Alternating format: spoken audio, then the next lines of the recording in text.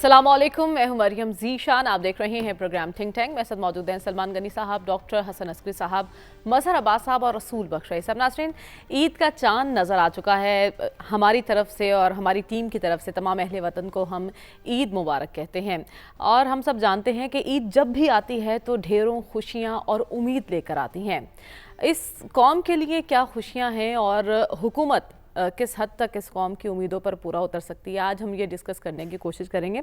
सलमान साहब, जैसा कि कौम की उम्मीदों की हम बात कर रहे हैं, तो मुझे भी उम्मीद है आज इस प्रोग्राम में कि ईद की मुनासबत से आप मुझे ईदी देंगे।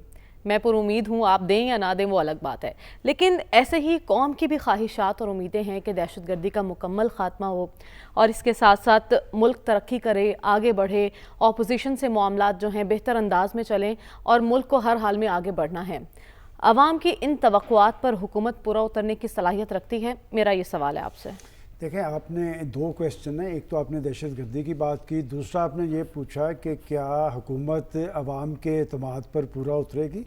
ये जो दहशतगर्दी है ये सिर्फ हुकूमत के लिए नहीं, रियासत के लिए भी, पाकिस्तान की पोलिटिकल फोर्सेस के लिए भी, तमाम तबकात और 24 करोड़ अवाम के लिए बहुत बड़ा चैलेंज है। और इससे सिर्फ हुकूमत नहीं निपटा, सब ने मिल के निपटा है। और आपने जब अपने इब्तदाइये में कहा कि हुकूमत के लिए बड़ा चैलेंज दहशतगर्दी है या अपोजिशन, मैं नहीं समझता कि अपोजिशन कोई चैलेंज है। देखिए, अपोजिशन इस सिस्टम का हिस्सा है और अपोजिशन के बारे में मैं हमेशा कहता हूँ कि अपोजिशन में बैठना गुनाह नहीं है, लेकिन अपोजिशन को साथ लेकर चलना चैलेंज नहीं लग रहा है इस हुकूमत के लिए। अब आप मेरी जरा बात सुन लें कि हुकूमत ने अपने तौर पे कोशिश की कि जी जब भी दहशतगर्दी की नई लहर आई, पहले तो मैं हमेशा बात करता हूँ कि इसकी टाइमिंग बड़ी इंपॉर्टेंट है कि एक तरफ हम ये समझ रहे थे कि पाकिस्तान की मईशत टेक ऑफ करने जा रही है, और जब भी पाकिस्तान की माशी सूरत हाल के हवाले से हुकूमतों ने संजीदगी जाहिर की है तो ये मोराल ज़रूर आया है कि दहशतगर्दी और तखरीबकारी तेज़ हुई है। दूसरी बात यह है कि जब भी माशी हवाले से संजीदगी जाहिर की जाती है तो पाकिस्तान के अंदर से एक नई कैफियत तारी कर दी जाती है इंतशार और खलफशार की। लेकिन जिस सूरत हाल के अंदर जिस सूरत हाल से हम दो चार हैं, आपने दुरुस्त कहा कि अपोजिशन को साथ लेकर चलना बुनियादी तौर पे ये हुकूमत की जिम्मेदारी होती है। और हुकूमत ने एक अपने तौर पे कोशिश की, और मैं फिर दोबारा ये बात आपको बताता चलूँ कि क्या वजह से कोशिश की, आपको लगता है? जी, संजीदगी से कोशिश की, और हमने ये देखा कि पीटीआई के चेयरमैन बैरिस्टर गौहर ने ना सिर्फ मजम्मत की, उन्होंने कहा कि हम इस कौमी सलामती की कमेटी की मीटिंग में शामिल होंगे। और फिर मौलाना फजलुर रहमान के कि रात 1 बजे तक मेरे साथ उनका रब्ता रहा, उस वक्त तक जाने का फैसला था, लेकिन उसके बाद वो फैसला बदल गया। देखें, अब दोनों पार्टीज एक बात कर रही है। एक तो पीटीआई ये बात कर रही है कि जी हम इस ईद के बाद अपोजिशन एक एपीसी बुलाएगी। एक खबर मैं आपको देता चलूं कि अपोजिशन अपने तौर पे ये कोशिश जरूर कर रही है, लेकिन बिलावल भुट्टो जरदारी साहब की जो बात है, उन्होंने कहा था कि अपोजिशन को एतमाद में लिया जाए, और मैं इस हवाले से पेशरफ्त करूंगा। गवर्नमेंट ने भी उन्हें सिग्नल दिया है। गवर्नमेंट की सतह पे भी दोबारा इस बात पे गौर गौज हो रहा है कि बजाय अपोजिशन की दोबारा कोशिश की जाए और एक ही ऑल पार्टीज कॉन्फ्रेंस बुलाया जाए। इस हवाले से कोई टास्क दिया गया किसी को? मैं इस पर राना सनाउल्लाह खान साहब को कोट कर सकता हूँ। कल मेरी उनसे बात हुई थी तो उन्होंने कहा कि हम अपने तौर पे कोशिश कर रहे हैं कि एक ही एपीसी हो, चूंकि मुल्क को चैलेंज दरपेश है। और बिलावल इसमें किरदार अदा करेंगे? जी, बिलावल भुट्टो जरदारी पीपल्स पार्टी के चेयरमैन हैं, और मैंने, आपको याद होगा, जिस दिन उन्होंने ये बात की थी तो मैंने कहा था कि अगर ये इनिशिएटिव प्रेसिडेंट ऑफ पाकिस्तान ने माजी के अंदर ऐवान सदर, देखें ऐवान सदर का एक आइनी किरदार ज़रूर है। माजी के अंदर ऐवान सदर बड़ी पॉजिटिव कोशिश करता रहा है, फारूक लगारी साहब के दौर में, गुलाम इसाक खान साहब के दौर में, कि प्रेसिडेंट हाउस में सारी पॉलिटिकल पार्टीज को इकट्ठा किया जा सकता है। पीपल्स पार्टी का एक सॉफ्ट कॉर्नर ज़रूर है, देखिए पीटीआई के हवाले से। मैं अब भी समझता हूँ कि अपनी जिद छोड़नी चाहिए, फ्री कैन को एक एक कदम पीछे आना चाहिए। मुल्क को बहुत बड़ा चैलेंज दरपेश है, आगे बहुत से खतरात और खदशात हैं, और आने वाले वक्त के अंदर हमें एक मौसर ऑपरेशन करना है जो नतीजा खोज तभी होगा जब पाकिस्तान की पॉलिटिकल फोर्सेस पाकिस्तानी फौज की पुष्ट पे खड़ी नजर आए। ठीक है, लेकिन हुकूमत की नज़र में इस वक्त बड़ा चैलेंज डॉक्टर साहब क्या है? हुकूमत के लिए दहशतगर्दी बड़ा चैलेंज है या फिर अपोजिशन को साथ लेकर चलने में मुश्किल? मेरे नज़दीक गवर्नमेंट को सबसे बड़ा चैलेंज अपने अंदर से ही है। खुद ही अपने लिए चैलेंज है गवर्नमेंट, इसलिए कि जो लोगों की ख्वाहिशात हैं, एस्पिरेशंस हैं, डिज़ायर्स हैं, जो चाहते हैं उनकी ज़िंदगियां बेहतर हों, उसमें हुकूमत वादे तो करती है, हर सियासी जमात करती है, हुकूमत क्या, अपोजिशन वाले भी यही करते हैं, लेकिन उनको फुलफ़िल करने का कोई हमें आसार नज़र नहीं आते। دیکھیے یہ جو باتیں ہوتی ہیں نا کہ یہ وہ یہ کر رہا ہے، وہ کر رہا ہے، ہم نے تو دنیا کی پولیٹکس اور ملکوں کی بھی پڑھی ہے، اور اس میں ہم نے یہ دیکھا ہے کہ تبدیلی کا امکان صرف اس وقت ہوتا ہے جب کوئی اشارے ملنے شروع ہوتے ہیں۔ صرف یہ کہہ دینے سے کہ وہ ہوگا کچھ نہیں ہوتا۔ کوئی آپ کے سمبلزم تو ہو، سمبلز تو ہوں، کوئی اشارے تو ہوں، کوئی فضا کے اندر جو ایک تضاد اور کانفلکٹ اور غیر ہم آہنگی جو موجود ہے، اس کو کم کرنے کے لیے اگر کچھ اقدامات ہمیں نظر آئیں، چھوٹے چھوٹے سٹیپس نظر آئیں، تو پھر ہمیں امید بنتی ہے۔ لیکن اب سلمان صاحب کہہ رہے ہیں نا، رانا ثناء اللہ صاحب کہہ رہے ہیں کہ پارٹی کے اندر غور و خوض شروع ہو چکا ہے اس معاملے کو لے کر۔ پتہ نہیں ہم نے کتنی دفعہ یہ باتیں سنی ہیں، ایک بندہ یہ کہہ دیتا ہے، دوسرا بندہ پھینٹی لگا دیتا ہے اپوزیشن کو۔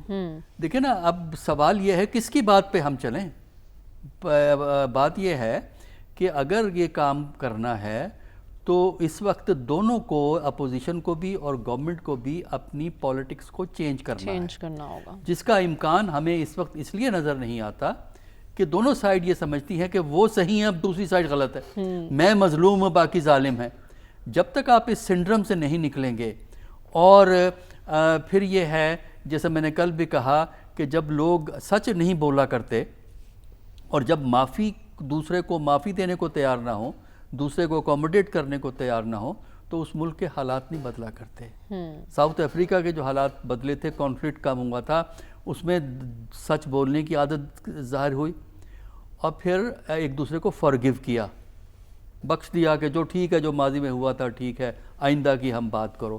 ہم تو پیچھے سے نکلتے ہی نہیں نا، ہم مستقبل کو ماضی میں ڈھونڈتے ہیں، اور مستقبل ماضی میں نہیں ہوتا، اس سے سبق لیا جاتا ہے ماضی سے، اور مستقبل کا تعلق ہوتا ہے آج ہم کیا کر رہے ہیں، آج بنیاد ہم کیا رکھ رہے ہیں۔ اس وقت ہماری سیاست کی بنیاد نفرت پہ ہے، اس وقت ہماری سیاست کی بنیاد اپنے مخالف کو ختم کرنے کے لیے ہے۔ یہ دونوں سائیڈ پہ چیزیں اپلائی ہو رہی ہیں۔ جب تک آپ اپنی سیاست میں ہارمنی پیدا نہیں کرتے، کانفلکٹ کے لیول کو نیچے نہیں کرتے، میرا نہیں خیال کہ پاکستان کی پولیٹکس بدل سکتی ہے، یا پاکستان کی کوئی ایسا اکانومی میں بھی بریک تھرو آ سکتا ہے۔ ٹھیک ہے، اوپر نیچے چیزیں ہوتی رہتی ہیں، تھوڑی بہت بہتر بھی ہو جاتی ہے اکانومی، لیکن ڈاکٹر صاحب اس سے پہلے بڑی شدت سے محسوس کیا جا رہا تھا اس بات کو کہ معاشی ترقی تب ہوگی جب سیاسی استحکام آئے گا، تبھی معاشی استحکام بھی نصیب ہوگا۔ اب اس بات کا ادراک نہیں رہا حکمرانوں کو؟ نہیں، ادراک تو ہے، لیکن وہ سمجھتے ہیں کہ ہم ذمہ دار نہیں، ذمہ دار مخالف جماعت ہے۔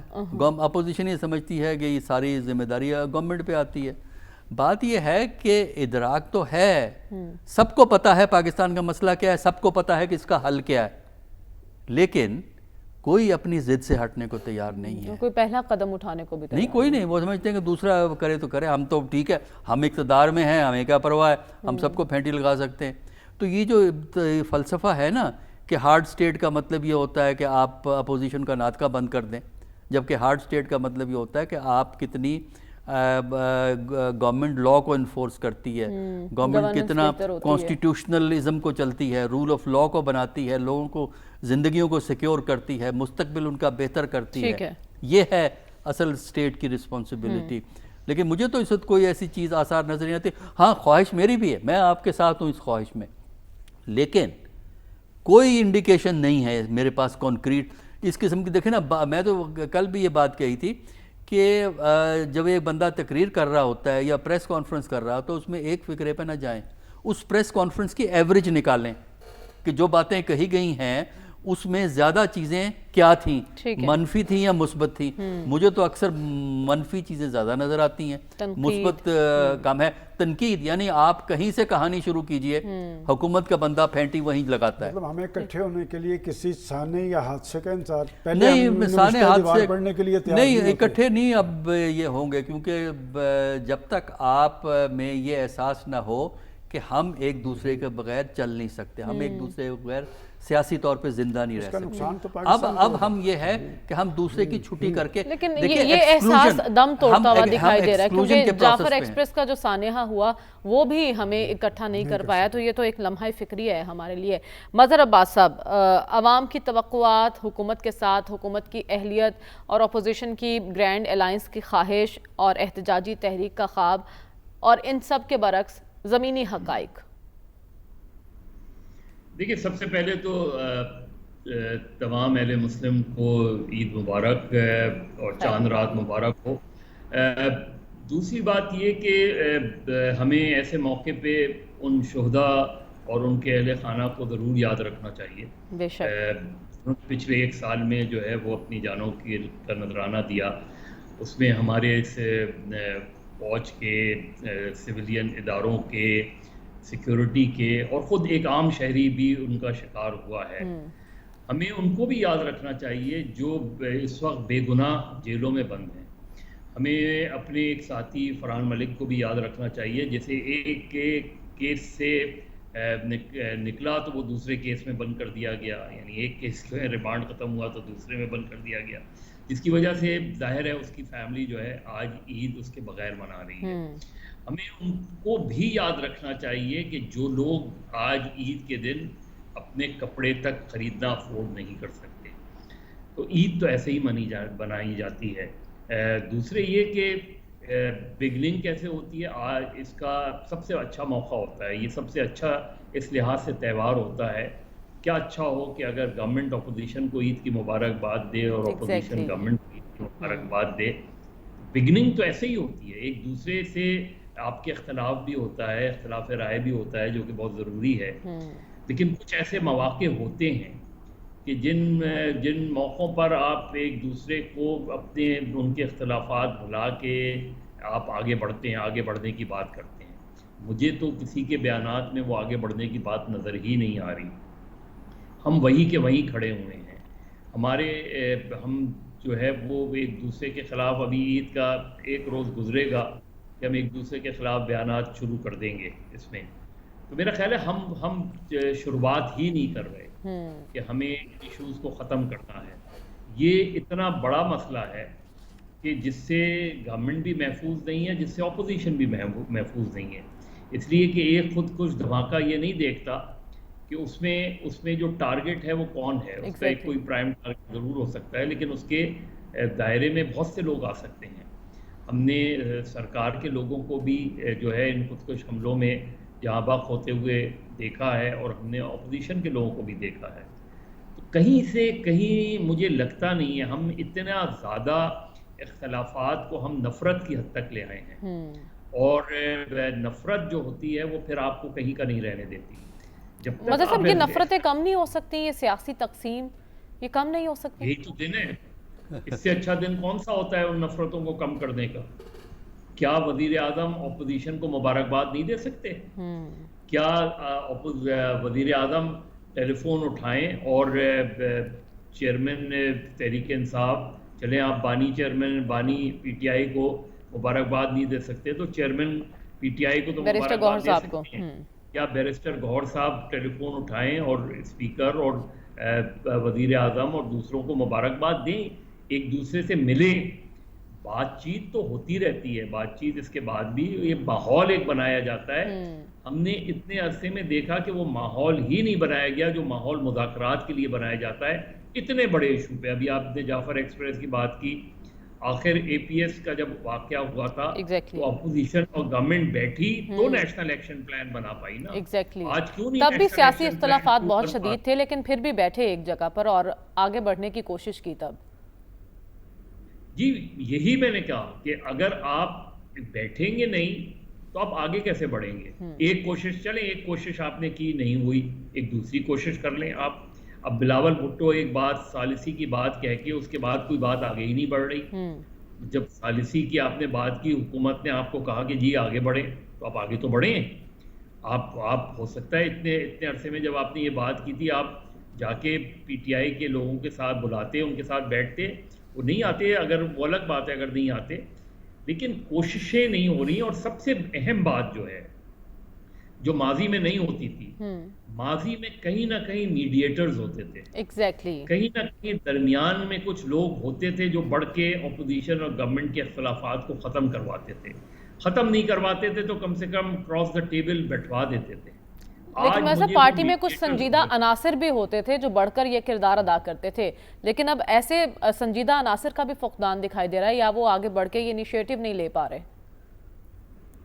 وہ ہے ہی نہیں. مجھے تو ٹو بی ویری آنیسٹ ہیں شاید گورنمنٹ میں، اگر آپ دیکھ لیں تو گورنمنٹ میں پیپل لائک خواجہ سعد رفیق ہیں اور ایک دو لوگ ہیں، اپوزیشن میں خورشید شاہ وغیرہ اس طرح کے لوگ ہیں جو چاہتے ہیں کہ سب بیٹھیں. ایون تحریک انصاف کے اندر اس طرح کے لوگ ہیں جو چاہتے ہیں کہ ساتھ بیٹھیں اور مل کر اس سچویشن سے نکلنے کی بات کریں. بلوچستان کی ایک الگ پولیٹیکل ڈائنامکس ہے، آپ خیبر پختونخوا کی ایک الگ پولیٹیکل ڈائنامکس ہے.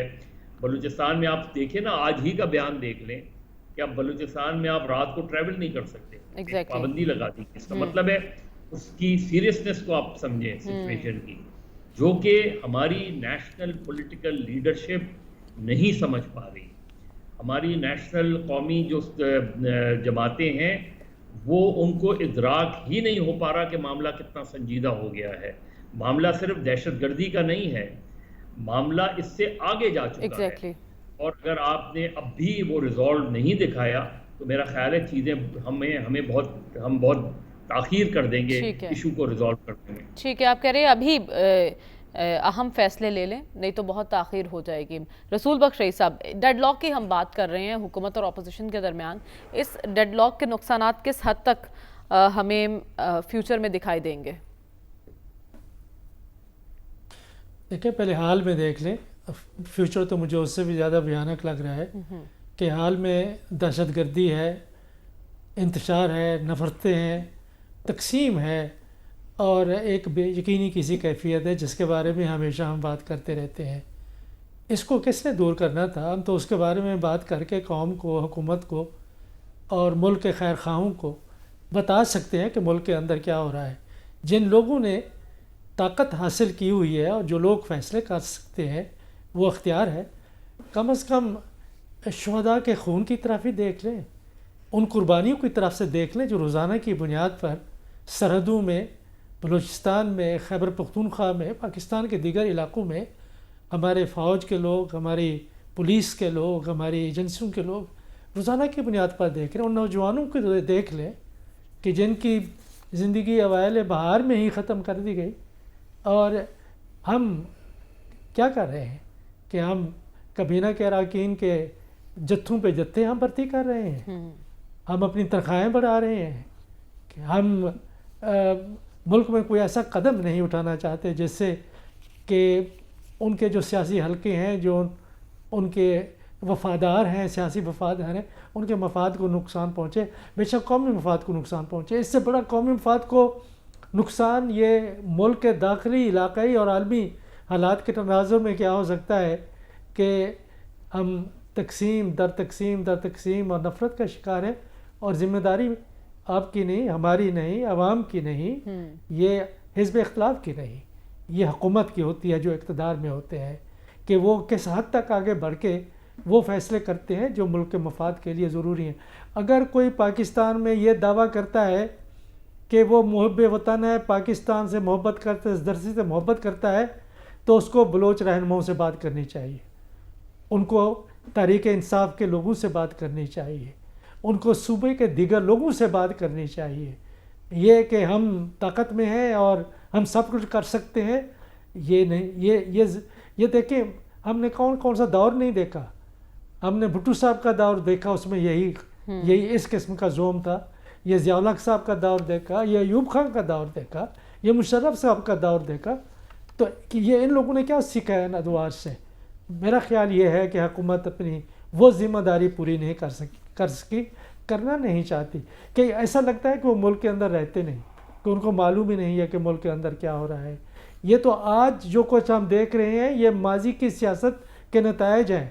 اور آپ آج دیکھیں کہ آزاد ممالک کو مکمل طور پر تباہ، ریاستوں کو مفلوج اور اندر سے کھوکھلا کیا جا رہا ہے. مشرق وسطیٰ کے آپ سے دور نہیں ہے. ایران کے بارے میں امریکہ کے اور ان کے مخالفین کے کیا عزائم ہیں. سرحدیں ہماری ملتی ہیں. افغانستان میں ایک ایسی حکومت ہے جس کو دنیا کا کوئی ملک تسلیم نہیں کرتا. ہم کچھ سیکھ رہے ہیں، کچھ سمجھ رہے ہیں کہ ہمارے ساتھ کیا ہونے والا. ہمیں تو ان حالات میں ایک دوسرے کے ساتھ گلے ملنا چاہیے تھا. افسوس کرنا چاہیے تھا ان تمام پالیسیوں پر جو ماضی میں مختلف سیاسی جماعتوں نے اختیار کر رکھی ہیں ایک دوسرے کے خلاف. شہباز شریف ایسا لگتا ہے کہ پتہ نہیں کس کے وزیر اعظم ہیں، ملک کے وزیر اعظم ہوں، صدر آصف علی زرداری صاحب ملک کے صدر ہوں. اگر یہ وہ اس کردار میں ہوتے تو آج پاکستان کے مسائل کا ادراک رکھتے. میں تو صرف شہداء کی بات کر رہا ہوں. معیشت کو آپ دیکھیں، کون سے معیشت میں انہوں نے اقدام کیے ہیں جس سے ہم لگیں کہ ہماری معیشت آگے کی طرف جا رہی ہے. ادھر کچھ کیا ہے، ادھر کچھ کیا. دیکھیں اس طرح سے معاملات نہیں چلتے. سب کہتے ہیں استحکام ہونا چاہیے. استحکام کے لیے آپ کو دل بڑا کرنا پڑتا ہے، ملک کے مفاد کو سوچنا پڑتا ہے، اپنے محدود سیاسی مفاد کو نہیں دیکھنا ہوتا. الائنس بنانا کوئی کون سی بات ہے؟ ملک میں جس طریقے سے پیسے بانٹے گئے ہیں اس سے لوگوں کو خرید کرنا کون سا بڑا مشکل کام. یہ سب لوگ کرتے ہیں. یہ کوئی سیاست نہیں ہے. یہ ریاست کو تباہ کرنا ہے، اقدار کو تباہ کرنا ہے، اخلاقیات کو تباہ. جو کانسٹیٹیوشنلزم ہے اور جو قانون کی حکمرانی ہے اس کی دھجیاں اڑانی ہے. اس سے حکومتیں، ریاستیں کمزور ہوتی ہیں. کمزور ریاست کبھی مضبوط ریاست نہیں بن سکتی. کیسے بنے گی؟ کہ آپ باتیں تو، آپ کے اعمال تو ریاست کو انڈرمائن کرنے والے ہیں اور کہتے ہیں ہم مضبوط ہیں. کون سے دشمن سے آپ لڑیں گے؟ ٹھیک ہے، تو آپ کہہ رہے ہیں اس وقت سب سے بڑی ذمہ داری حکومت وقت کی بنتی ہے. انہیں آگے بڑھنا ہوگا، سازگار ماحول پیدا کرنا ہوگا اور اس کے ساتھ ساتھ اہم فیصلے بر وقت لینے ہوں گے. ہمیں پروگرام میں آگے بڑھنا اور بات کرنی ہے دہشت گردی کے حوالے سے اب تک جو بھی اقدامات ہوئے ہیں ان کی نتیجہ خیزی کیا ہے، جانیں گے اس بریک کے بعد. اسٹے ود اس.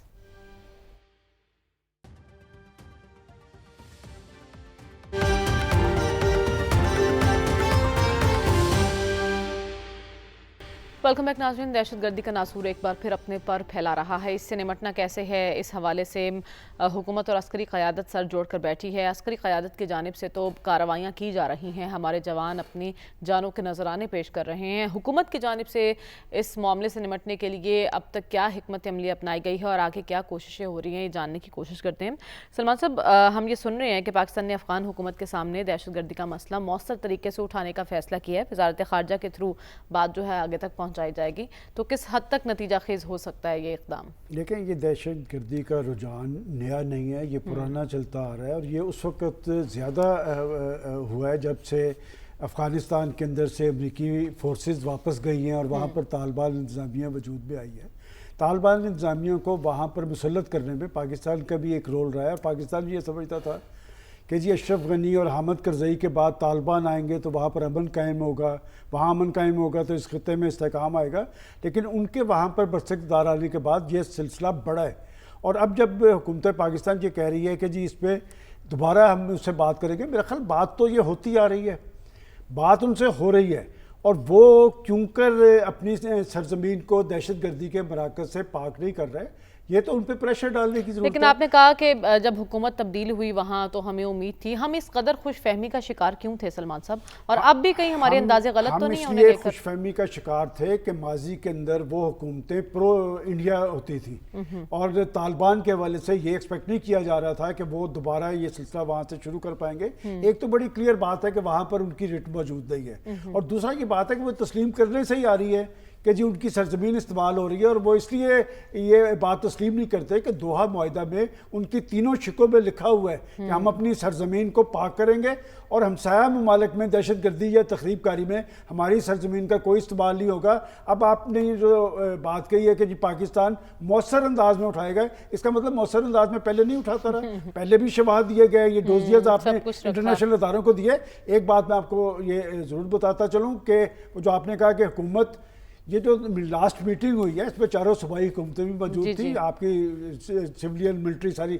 یہ اب آپریشن تیز ہونے جا رہا ہے عید الفطر کے بعد اور صوبائی حکومتوں کو جو ڈیوٹیز دی گئی ہیں انہوں نے کہا کہ آپ نے سہولت کاری کے بارے میں بتا رہے ہیں کہ سہولت کار کون ہے، کون کون لوگ انہیں سپورٹ کرتے ہیں، کس طرح کی ان کی معاملات حاصل ہے. لہٰذا میں سمجھتا ہوں کہ یہ آپریشن تب تک مؤثر نہیں ہوگا جب تک اس کے پیچھے پولیٹیکل فورسز نہیں کھڑی ہوں گی اور پولیٹیکل فورسز پہ پاکستان کے عوام کو دباؤ بڑھانے کی ضرورت ہے کہ یہ پاکستان کا ایشو ہے، پاکستان کی بقا اور سلامتی کا ایشو ہے. آخر وہ اس مسئلے پر کیوں کر سنجیدگی اختیار نہیں کرتے اور اس پہ سیاست کرتے نظر آ رہے ہیں. ٹھیک ہے ڈاکٹر صاحب، وزارت داخلہ کی جانب سے یہ کہا جا رہا ہے کہ پاکستان اور امریکہ جون میں انسداد دہشت گردی ڈائیلاگ پر بھی متفق ہوئے ہیں اس معاملے کو لے کر. تو یہ ڈائیلاگ کتنے فروٹفل ہو سکتے ہیں؟ جون میں ابھی ہم مارچ کے اینڈ پہ اپریل آئے گا، پھر مئی آئے گا، پھر جون میں کہیں اور میٹنگ امریکہ ہوگی، سے ہم بات کریں گے، اور 2 ہفتے 2 مہینے کے اندر پتہ نہیں یہاں کیا ہو جائے گا، اور امریکہ سے آپ کیا بات کریں گے؟ دیکھیں نا، اب امریکہ تو وہاں ہے نہیں افغانستان کے اندر،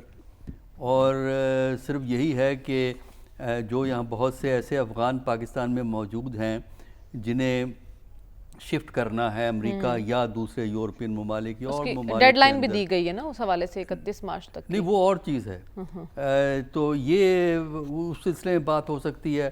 زیادہ زیادہ یہ ہے کہ پاکستان اپنا بتا سکتا ہے کہ کیا مشکلات ہیں اس کو، اور اس سلسلے میں اگر امریکہ کوئی ایکوپمنٹ کے لحاظ سے، کوئی انفارمیشن کے لحاظ سے، کیونکہ امریکہ کے پاس تو سیٹلائٹ انفارمیشن بھی ہوتی ہے، تو وہ اس میں مدد کر سکتا ہے۔ لیکن بنیادی طور پر پاکستان میں جو ٹیررزم کا ایشو ہے اس میں امریکہ یا اس طرف کوئی اتنا زیادہ آپ کے مسئلے حل نہیں کر سکیں گے۔ آپ کو یہاں پہ ایک حقیقت پسندانہ انداز میں اس مسئلے کو سمجھنے کی کوشش کرنے کی ضرورت ہے کہ مؤثر انداز میں افغانستان سے آپ کیا گفتگو کریں گے۔ اب آپ دیکھیں نا، کورسو ڈپلومیسی تو ہم نے استعمال کر کے دیکھ لی ہے، اب بھی تو 31 مارچ تک جو انآتھورائزڈ ہیں افغان ان کو آپ نکال رہے ہیں، یہ کورسو ڈپلومیسی ہوتی ہے جس کو ہم کہتے ہیں، اور سخت میسیجز بھی بھیج دیے ہیں، وہ بھی کورسو ڈپلومیسی ہے۔ تو سوال یہ ہے کہ اگر پاکستان افغانستان سے اپنے تعلقات خراب کر لیتا ہے بالکل، تو پھر وہ کیوں افغانستان والے پاکستان کی مدد کریں گے؟ اس لیے کہ ان کا تو کوئی نقصان نہیں ہو رہا، نقصان تو پاکستان کا ہو رہا ہے۔ ایگزیکٹلی، تو اس کو یہ سمجھنا ضروری ہے۔ دوسرا یہ ضروری ہے کہ جو تجربہ ہے ہم نے جو دنیا میں دیکھا ہے، اب پاکستان کو اب وہ سیکھ لینا چاہیے، وہ یہ ہے کہ جب آپ غیر ریاستی عناصر کے ذریعے اپنی فورن پالیسی کو رن کرنا چاہتے ہیں تو لانگ رن میں ہمیشہ آپ کو نقصان ہوتا ہے، اور لانگ رن میں جو غیر ریاستی ادارے یا تنظیمیں ہوتی ہیں ان کا ایک اپنا ایجنڈا ہوتا ہے، وہ اس ایجنڈے کو اس ایجنڈے پہ ترجیح دیتے ہیں جو کہ ان کو مددگار لوگ ممالک کی طرف سے ملتا ہے۔ تو پاکستان کے ساتھ طالبان نے وہی کی ہے جو افریقہ میں بہت سے ملکوں میں اس قسم کی تنظیموں نے اپنی حکومتوں سے کی۔ آپ جا کے کبھی صومالیہ کی تو ہسٹری پڑھ لیں نا، تو آپ کو اندازہ ہو جائے گا کہ صومالیہ کے اندر کس طرح گروپ بنے، اور اب صومالیہ کی حکومت کی عملداری کتنی پھیلی ہوئی ہے۔ ایتھوپیا کے اندر یہی کچھ ہوا ہے۔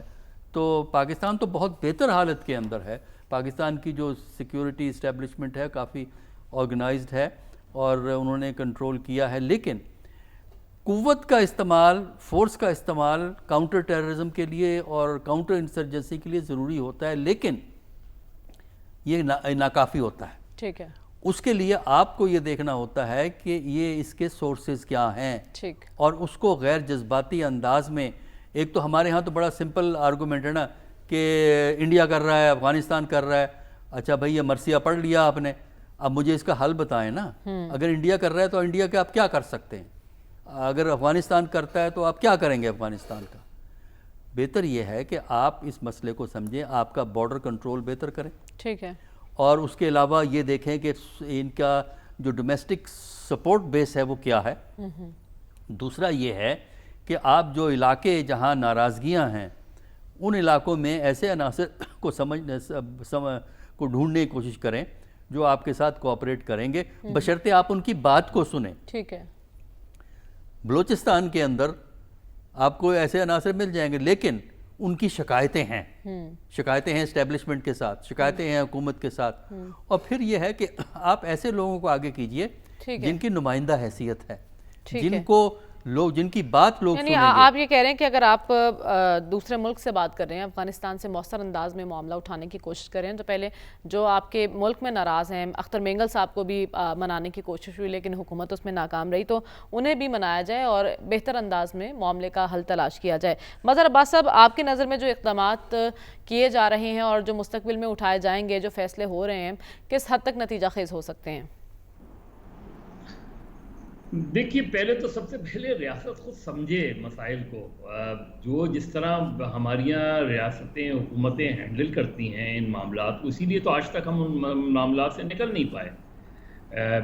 آپ ابھی بات کر رہے تھے، ڈاکٹر صاحب بات کر رہے تھے بلوچستان میں اختر مینگل سے بات کریں یا آپ مارنگ سے بات کریں یا آپ ان کے دیگر ساتھیوں سے بات کریں، لیکن سب سے پہلی بات تو یہ ہے کہ سب سے پہلے تو بلوچستان ہو یا دوسری جگہوں پہ ہو، واقعی جو لوگ حکومت میں ہیں وہ ریپریزنٹیٹیو ہیں بھی یا نہیں ہیں. وہ اور پھر یہ کہ ایک طرف جو جیل میں ہیں وہ پاپولر لیڈرز ہیں، جو حکومت میں ہیں ان کے الیکشن پر ہی سوالیہ نشان ہے، تو ایسے میں بریک تھرو ہو نہیں پائے گا. چلیں اس کو بھی، یہ سیاسی معاملات کو بھی ایک طرف رکھیں، لیکن مجھے بتائیں کہ وزیر اعظم سے لے کے کون بلوچستان کے معاملے کو سمجھتا ہے؟ کیونکہ کسی کی تقریر میں مجھے نظر نہیں آیا کہ بلوچستان کے پولیٹیکل نیریٹو، بلوچستان کی ڈائنامکس کے بارے میں کوئی اس نے ایک واضح پالیسی دی ہو. واضح طور پہ معاملات کو بالکل وہی اسٹیٹمنٹ ہے، کوما فل اسٹاپ سمیت، صرف نام تبدیل ہو جاتے ہیں. ماضی کے لے اٹھا کے دیکھ لیں، آج تک وہی بیانات چلے آ رہے ہیں.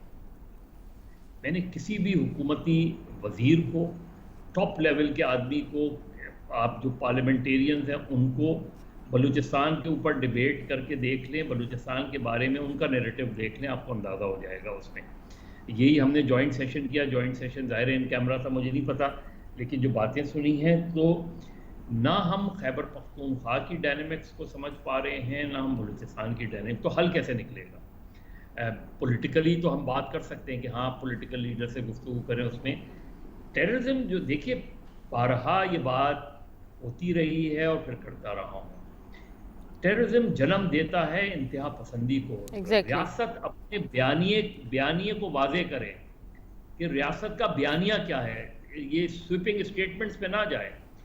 آپ کا نیریٹو کیا ہے؟ بنیادی طور پہ آپ کیا سمجھتے ہیں پاکستان کی ریاست کو کس طریقے سے آگے بڑھنے کی ضرورت ہے؟ کیونکہ یہ بات مسلمہ حقیقت ہے کہ پاکستان میں انتہا پسندانہ گروپوں کی تشکیل میں کہیں نہ کہیں آپ کی ریاست کا کہیں نہ کہیں ہمیں ہاتھ نظر آتا ہے. لیکن بیانیے کی آپ نے بات کی ہے مظہر عباس صاحب، قومی بیانیہ بنانے کی بھی لاسٹ میٹنگ میں یہ ڈسکس ہوا کہ قومی بیانیہ بنایا جائے اور اس کو عوام تک پہنچایا جائے. اس کے لیے روایتی میڈیا کا اور سوشل میڈیا، ڈیجیٹل میڈیا کا بھی سہارا لیا جائے. اس پر بھی سب تنقید کر رہے ہیں. پہلے سمجھے تو آپ نیریٹو کب بنائیں گے؟ جب اس کی آپ کو انڈرسٹینڈنگ ہوگی. یہاں تو مجھے انڈرسٹینڈنگ ہی نظر نہیں آتی ایشو کی. ٹھیک ہے، کہ آپ دیکھ لیں نا کہ ابھی آپ نے اٹھا کے کچھ لوگوں کو بند کر دیا، ان پہ ایم پی او لگا دیا، یہ ساری چیزیں آپ کرتے رہے. ٹھیک ہے، تو آپ کہہ رہے ہیں کہ مسائل کو سمجھنے کی ضرورت ہے. جب تک آپ مسائل کو سمجھیں گے نہیں تب تک ان کا حل نکالنے سے آپ قاصر رہیں گے. رسول بخش صاحب، آپ کی نظر میں دہشت گردی کے خلاف ابھی جیسا کہ کہا گیا کہ عید کے بعد آپریشنز تیز ہو سکتے ہیں، حکومتی حکمت عملی ہمیں کیا نظر آ رہی ہے اس پر؟ میرا خیال یہ ہے کہ ایک رخ تو پالیسی کا واضح ہے کہ بلکہ دو رخ. ایک یہ کہ جو آپریشنز ہیں دہشت گردوں کے خلاف، انٹیلیجنس بیس آپریشنز، وہ روزانہ کی بنیاد پر ملک کے مختلف حصوں میں ہو رہی ہیں، اور ان کی اگر آپ تعداد دیکھیں تو حالات بالکل نارمل ہمیں معلوم نہیں ہوتے کہ سینکڑوں کی تعداد میں روزانہ کہیں نہ کہیں چھاپے مارے جاتے ہیں اور کچھ پکڑے بھی جاتے ہیں جن سے تفتیش بھی ہوتی ہے. یہ سب حکومتیں دنیا میں کرتی ہیں اور یہ پہلا حصار ہوتا ہے.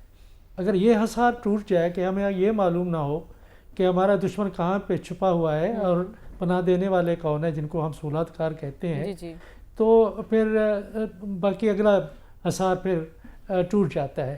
یہ پہلے اس کے اوپر کافی کامیابیاں ہوئی ہیں اور اس کے اوپر میں سمجھتا ہوں کہ زیادہ توجہ دینے کی ضرورت ہے کہ جو اعانت کرتے ہیں وہ بھی اسی طریقے سے دہشت گردی میں ملوث ہے اور وہ بھی کسی رعایت کے مستحق نہیں ہے. دوسرا جو رخ ہے پالیسی کا وہ یہ ہے کہ جہاں کہیں پہ وہ کارروائی کرنے آ رہے ہیں یا پلاننگ کر رہے ہیں یا چھپے ہوئے ہیں، جہاں بھی ہیں، کسی غار میں ہیں، کسی پہاڑ میں ہیں، کسی گاؤں میں ہیں، ان کے خلاف ہمیں جو ٹیکنالوجی ہے اور انٹیلیجنس ہے اور آپریشنل کیپیبلٹی ہے اس کو مزید مؤثر کرنے کی ضرورت ہے، جس کے اوپر حکومت توجہ دے رہی ہے اور اس میں بھی میں سمجھتا ہوں کہ بہت کامیابی ہوئی ہے. جو ایک تیسرا ایک پہلو ہے وہ انتہائی اہم ہے، وہ سیاسی ہے. یہ دو رخ ہوتے ہیں کاؤنٹر انسرجنسی کے، ایک اسٹریٹجک ٹیکٹیکل اور دوسرا ہوتا ہے پولیٹیکل. پولیٹیکل میں ہمیں دیکھنا یہ ہوتا ہے کہ کون سے لوگ ہیں جو آئین اور قانون کے دائرے میں رہتے ہوئے اپنی شکایتیں ہمارے سامنے رکھتے ہیں یا ان کی شکایتیں جائز ہیں, ان کے اوپر توجہ دینے کی ضرورت ہے. یہ جو رخ ہے پالیسی کا ایک غیر واضح ہے, مبہم ہے, انکنسسٹنٹ ہے, وہ تسلسل نہیں رہا اور اس میں غیر سنجیدگی ہے. اس میں کیا نظر آتا ہے ہمیں؟ بلوچستان کی سیاست کو دیکھیں, خیبر پختونخوا کی ماضی کی سیاست کو دیکھیں, اس میں پولیٹیکل انجینئرنگ نظر آتی ہے. تو اگر لوگ اختر مینگل جیسے, مہرنگ بلوچ جیسے دوسرے لوگ اگر نالا ہے تو وہ اس بات سے بھی ہے کہ کبھی ہماری یہ نمائندہ حکومت تو بننے دے, یہ سیاسی انجینئرنگ کو تو اب ختم ہونے دے. اس کے لیے تو فیصلے ہم نے کرنے ہیں, یہ اس کے اوپر توجہ دینے کی ضرورت ہے.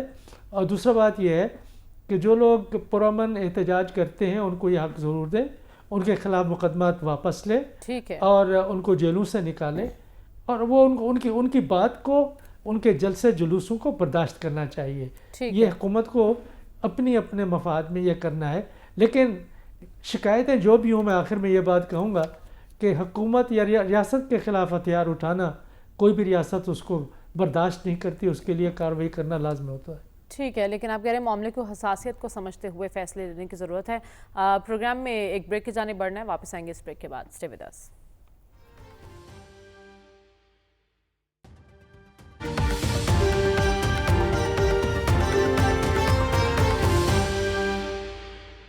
ویلکم بیک ناظرین. عید کے بعد ملک کی سیاست میں ٹھہراؤ آئے گا یا ٹکراؤ کی سیاست مزید بڑھے گی, یہ جانتے ہیں. وقت کم ہے سلمان صاحب ہمارے پاس. ایک طرف اپوزیشن کی خواہش ہے, دوسری طرف حکومت کی کوششیں ہیں جو آپ کی خبر کے مطابق اے پی سی کے حوالے سے ہیں. کیا ہونے والا ہے؟ سیاستدانوں کو اب ہوش کے ناخن لینے چاہیے اور ٹھہراؤ آنا چاہیے, اس لیے کہ پاکستان اب کسی قسم کی محاذرائی اور تناؤ کا متمل نہیں ہو سکتا, اور پوری قوم ان کی طرف دیکھ رہی ہے, ان کی بدن بولی بھی دیکھ رہی ہے, ان کے بیانات بھی دیکھ رہی ہیں, ان کی ترجیحات بھی دیکھ رہی ہیں. قوم ان کی طرف دیکھ رہی ہے, پر وہ کس کی طرف دیکھ رہے ہیں ڈاکٹر صاحب؟ کوئی اہم فیصلہ کیوں نہیں ہو رہا؟ وہ اپنے ہی طرف دیکھتے ہیں, دوسروں کی طرف نہیں دیکھتے.